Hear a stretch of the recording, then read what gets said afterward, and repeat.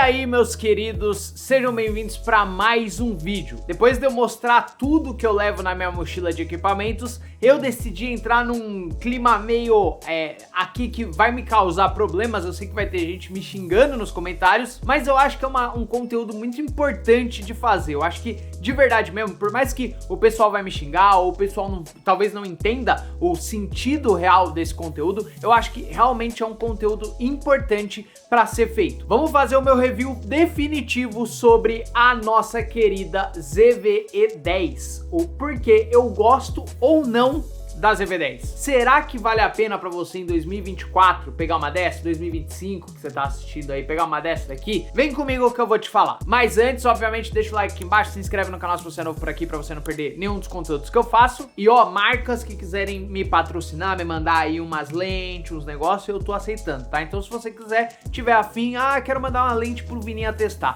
entre em contato comigo, o e-mail tá aparecendo aqui, que eu vou ficar feliz demais de testar o seu produto. Belezinha? Vamos lá, vamos falar sobre a minha querida, a sua, a nossa querida ZV-10.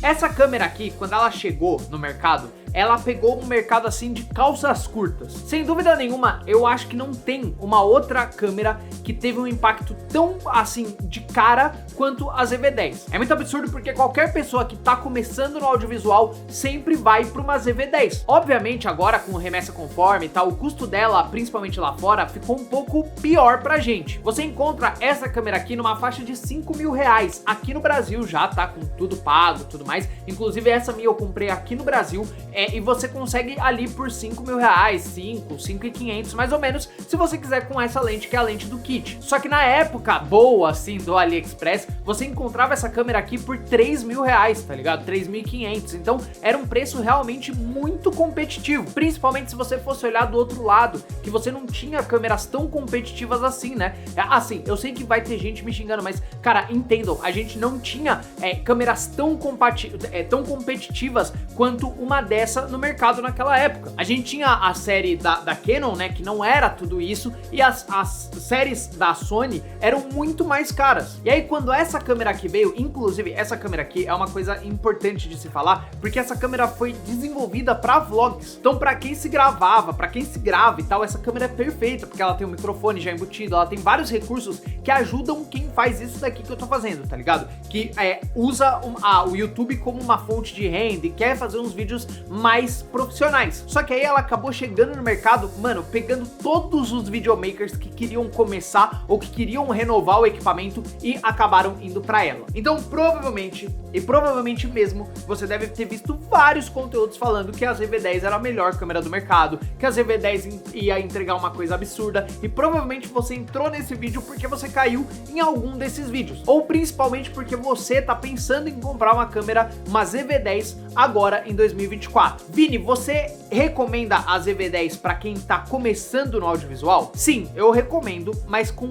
várias ressalvas. Vamos começar do porquê eu recomendo com várias ressalvas, é porque eu acho que a ZV-10 ela tem um grande problema, que o 1080 dela é muito ruim. Se você pegar o 1080 dela e você comparar com qualquer outra câmera, talvez na mesma faixa de preço, o 1080 dela perde muito feio. Eu sinceramente, e de verdade mesmo, esse foi o grande motivo de eu ter saído dela e ido pra uma linha mais premium, justamente por conta disso. Eu acho que assim, existem algumas coisas, eu vou comparar ela com uma câmera da própria Sony, tá? Existem algumas coisas que, por exemplo, a A6400, que é muito mais antiga do que ela, faz melhor do que ela. Se você tem uma lente boa numa A6500, você tira um 1080 muito melhor do que na ZV-10. Isso eu não consigo, de verdade, eu não consigo entender o porquê. Vai estar passando duas imagens com a mesma lente, uma Sony 50mm, que está com a mesma lente, tá? Na mesma configuração, mesmo perfil de cor, eu não vou fazer tratamento nenhum,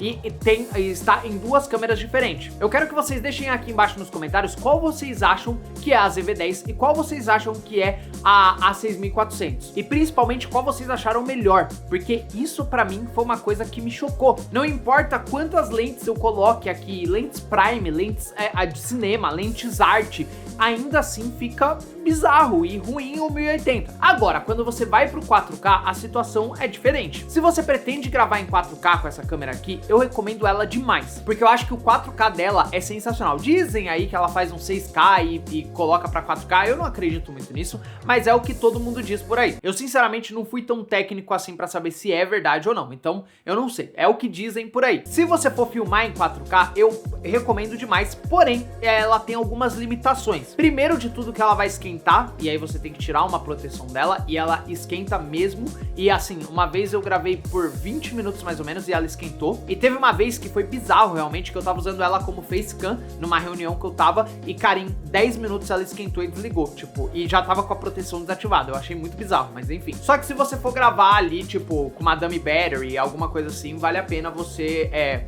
gravar em 4K, porque, cara, se você tem espaço, inclusive os arquivos são grandes, né, mas se você tem espaço, eu recomendo demais, porque é uma qualidade muito superior. Aproveitando pra falar de bateria, uma coisa que todo mundo fala, isso daí eu não vou mentir que ninguém fala, mas todo mundo fala, e é uma grande verdade, é que a bateria dela é muito fraca. Ela usa aquela NP-F50, se eu não me engano, que, cara, é muito fraquinha. De verdade, eu faço eventos, né, como eu já falei no último vídeo, e, cara, eu não consigo usar 2 baterias no evento, eu tenho que usar 3 e às vezes eu uso 4 porque eu deixo carregando lá no QG, então termina, eu vou lá e pego as que estão carregando, porque a bateria dela não dura nada. Basicamente o que você tem que fazer em evento é, clicou, desligou, esperou um pouco, vai clicar de novo, liga ela e tal. Não dá pra deixar ela meio no modo espera enquanto você vai escolhendo aqui ali o que você vai fazer, o take que você vai pegar, porque ela não vai ficar boa. E principalmente a bateria vai que vai. É uma bateria que, sei lá, pra mim foi feita pra não durar mesmo, porque não é possível a bateria não durar nada. Parece essas baterias aqui, ó.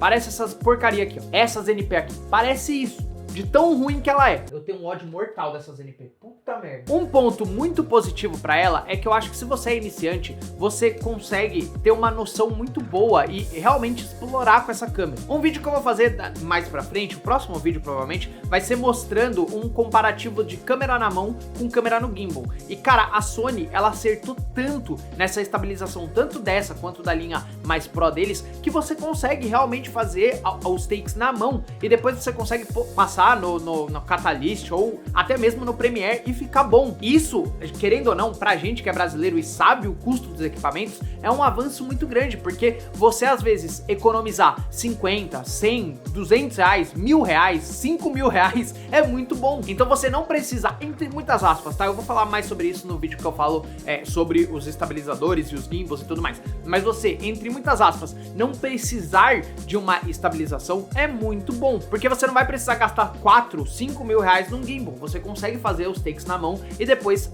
tanto usar a estabilização dela quanto usar o estabilizador depois. Eu vou colocar também, tá aparecendo aí algumas imagens que eu fiz com ela na mão. Eu vou botar sem estabilização pra vocês verem como ela funciona de verdade. O único problema que eu tive com ela foi quando eu usei uma lente que era a 70-200 e aí tudo bem, né? Já é meio óbvio que isso vai acontecer, mas realmente ela não consegue estabilizar de jeito nenhum mesmo com isso ligado. Mas depois você passa num programa e ele arruma bem legal. Uma outra coisa muito legal da ZV-10 é que o áudio dela é muito bom. Ela tem esse microfone aqui, que é aqui em cima, tem um microfone. E ele, cara, é muito bom pra você captar diálogo, pra você captar um vlog, pra você, se você estiver fazendo alguma coisa com o cliente, que o cliente está meio perto e você consegue ficar com ela assim, ela vai funcionar muito bem. E aí você não precisa, talvez, nesse primeiro momento, também investir em um microfone melhor, porque ela já vai te entregar um áudio muito bom. Eu uso aqui um Rode, que eu mostrei no último vídeo, é o microfone que eu uso pra tudo, basicamente. A menos quando eu tô em alguma coisa que eu tenho que ficar muito distante, eu uso o DJI. Mas basicamente pra tudo eu uso esse Rode, porque ele dá essa ambiência que eu gosto também, ele não deixa a minha voz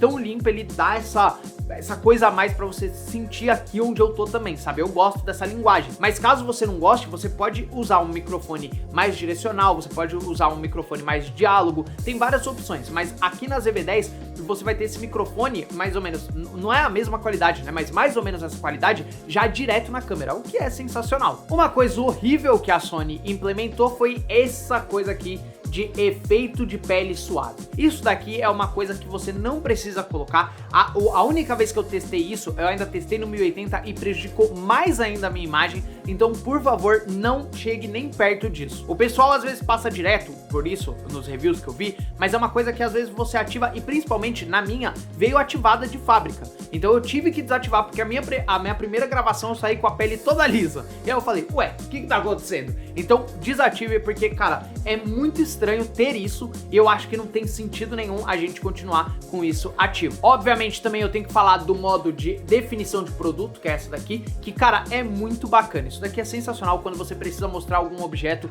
você coloca assim, ele já entende e já foca muito mais rápido. Eles dizem que é uma inteligência artificial, mas hoje em dia o termo inteligência artificial tá sendo usado pra tudo, então eu acho que é só meio que uma coisa implementada aqui que é isso, tá ligado? Mas é muito absurdo porque funciona muito bem, de verdade. Eu fiquei muito impressionado nos testes que eu fiz, porque o negócio funciona de verdade. Agora, voltando aos pontos negativos, eu vou ter que falar da qualidade mais uma vez. Voltando a falar do 1080, não só o que me frustrou nessa câmera aqui, pra ela se tornar a minha segunda câmera, digamos assim, hoje em dia ela é meio que a minha segunda câmera, eu deixo ela como uma câmera de backup mesmo, pra caso eu vá pra um evento mais que não vai me pagar tanto, ou que não é tão importante, eu levo essa câmera aqui, no mais eu faço com a FX30. Mas o principal foi resolução. Meu principal ponto com essa câmera aqui é resolução. Eu acho que o 1080 dela é muito fraco e quando você vai pro 4K, que é muito bom, eu acho o 4K dela sensacional, ela tem uma limitação de só conseguir gravar em 30 FPS, que pra mim é meio ruim. Hoje em dia, se você tem um DaVinci Resolve, por exemplo, você já consegue fazer o slow motion meio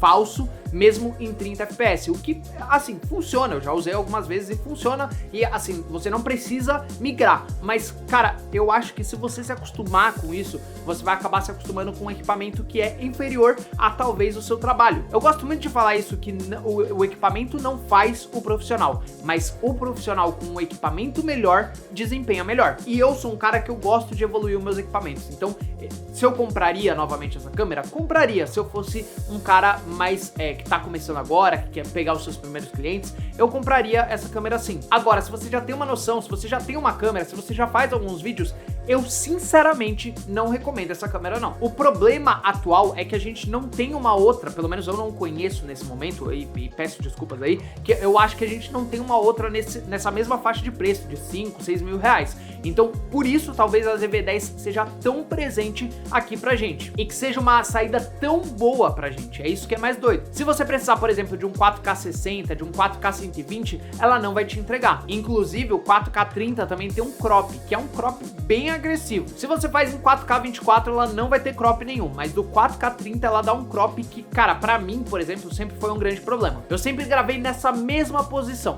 e ela ficava bem mais fechada aqui. Pra vocês terem uma ideia, nessa mesma posição que eu tô usando ali o estabilizador, que já dá uma cropada, e mesmo assim eu ainda consigo ver os bonequinhos aqui, ó. Nessa daqui, quando eu usava dessa forma, não dava nem pra ver os bonecos, nessa mesma posição. Eu não vou falar dela pra fotografia, porque eu não cheguei a fotografar com ela, eu tô começando a fotografar agora e é mais com a FX30, então eu não cheguei a testar isso, mas imagino que pela qualidade que ela entrega, seja ok. Inclusive, se você já fez esse teste, comenta aqui embaixo que eu quero saber também, beleza? Agora, pra finalizar, se você é um cara que tá começando no audiovisual, Vini, eu tenho 5 mil reais ou eu tenho 10 mil reais pra gastar numa câmera e eu queria comprar mais algumas coisas, o que você me sugere? Se é a sua primeira câmera, você vai pegar os seus primeiros clientes, Vini, eu quero investir em talvez pegar mais opções de lente e tudo mais, eu recomendo sim que você pegue uma ZV-10, se é a sua primeira câmera. E aí foca em pegar uma 16mm da Sigma, foca em pegar lentes mais prime, lentes uma 50mm, é uma lente que eu acho bem boa e eu acho que desempenha muito bem nela, lentes mais claras, eu acho que eu pegaria esse orçamento de 10 mil,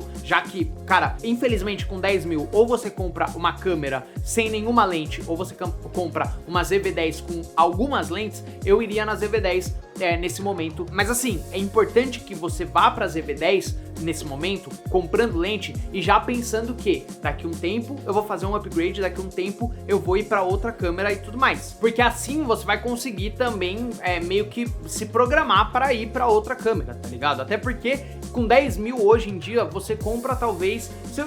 se eu tivesse 10 mil hoje, eu acho que eu focaria em comprar uma A6700 com a lente do kit mesmo, tá? Que é uma lente igual igual a essa e é uma câmera muito melhor do que essa daqui. Ela deve estar na faixa de, da última vez que eu vi, ela tava na faixa de 9.500 a 10.000. Isso já com a lente do kit. Então eu acho que é um investimento que pra mim eu acho melhor do que uma ZV-10, principalmente em questão de qualidade e também nos formatos que ela entrega. Eu acho que ela ainda não caiu muito no gosto do pessoal. Eu tô muito afim de testar uma. Se alguém tiver aí, quiser emprestar pro Vininha, eu aceito pra testar. Eu acho que ela é muito melhor do que a ZV-10, mas eu ainda preciso fazer alguns testes. Mas eu quero saber de vocês, o que vocês acham sobre a ZV-10? É a queridinha do mercado mesmo? Comenta aqui embaixo que eu vou estar lendo e respondendo vocês. Qualquer outra dúvida, deixa aqui embaixo que eu vou tentar responder ao máximo que eu puder aí pra vocês. E é isso aí. Me segue nas redes sociais, tá tudo aparecendo por aqui, que é onde a gente pode trocar mais ideia. E se você quiser me xingar, você pode me xingar lá direto no Instagram, que aí eu vejo mais certinho, beleza? E se inscreve aqui no canal pra quando eu lançar vídeo novo, o YouTube te notificar, beleza? Eu tô pretendendo lançar um vídeo por semana, então sempre uma vez por semana você vai me ver por aqui. E no mais é isso, tamo junto, é nóis e tchau!